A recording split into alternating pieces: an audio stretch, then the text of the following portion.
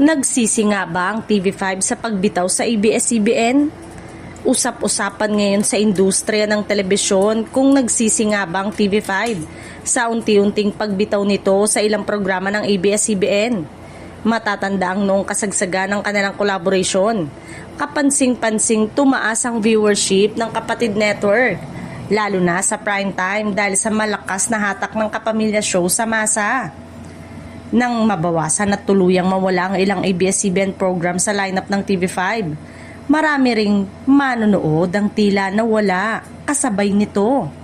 Ayon sa mga obserbasyon ng ilang industry watchers, bumaba umano ang rating sa ilang oras ng palabas. Patunay na hindi basta napapalitan ng loyal na audience sa dala ng kapamilya content. Bagamat nagsikap ang TV5 na palakasin ang sarili nitong mga programa at bumuo ng sariling identity. Aminado ang ilan na naging mabigat ang hamon sa paghahanap ng kapalit sa kasing lakas ng appeal sa social media. May mga netizen ding hayagang nagsasabing mas sinusubaybayan nila noon ng TV5 dahil sa mga palabas ng ABS-CBN.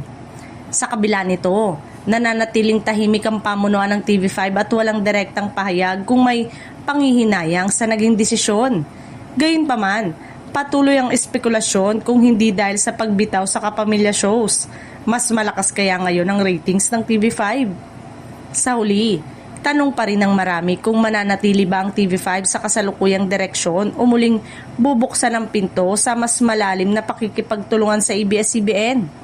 Isang hakbang na maaaring muling magbalik ng dating sigla at manonood sa kapatid network.